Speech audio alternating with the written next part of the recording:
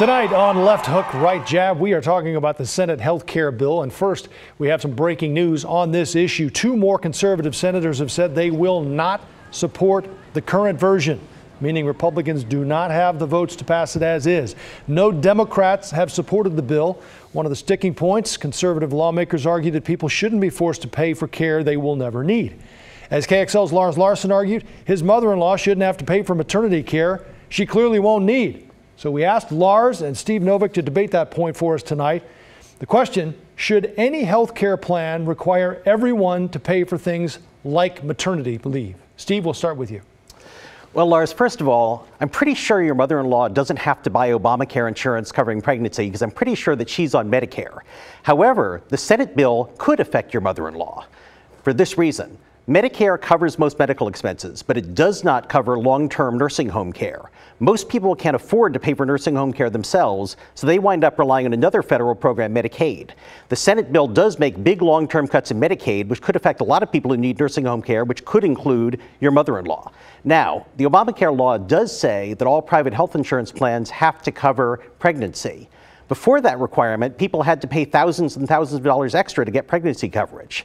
With the requirement, yes, it's true, some people wind up helping to pay for pregnancy coverage they don't use, but the vast majority of Americans think that's okay because they recognize that we as a society all benefit from healthy babies. You know, Steve, I don't think you know what the vast majority of Americans want, because if you're on Obamacare or you're affected by the mandates, even if you're in a group plan, you're paying for drug treatment that you're not using. You're paying for psychological care that you're not using. And yes, even if you've had all your children and can't have any more children, you're paying for maternity care. And there are some 20-somethings out there who don't have any kids, but they're paying for pediatric care. Forcing Americans, Steve, to buy things they don't need, don't want, and can't use, and then not delivering the things they do need, which is ordinary coverage within some acceptable limits so they're not priced out of it by the deductibles and the copays, does not make for a good system. If you want to cut the cost of health care, you have to make people into consumers. If you make consumers buy things they don't want and pay for things they don't use, that isn't the way to get them to being a consumer again. Well, actually, the Senate bill assumes the deductibles are going to go up, not down.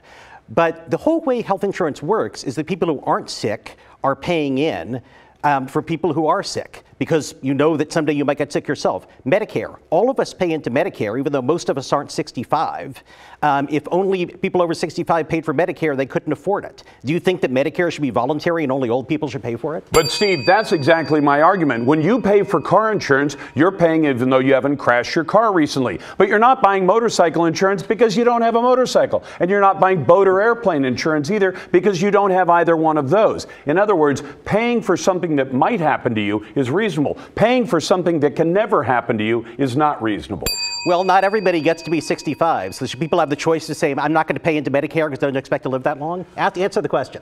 Medicare should be paid for by all. It has been a promise. It's socialism, but we're too far into the program to get rid of it. But what Americans should do is become consumers again. Get the government out of healthcare to the greatest extent possible, rather than having the government take it over, which I think is probably what you want. Well, Lars, I think that Medicare works pretty well, and it should be a model for the rest of the healthcare system, with all of us paying in and all of us benefiting. That's the time, gentlemen. Thank you very much. We'll see you next week for another episode. Thanks, Joe. Of Left Hook, Right Jab. Tracy, over to you. Well, coming up at 6.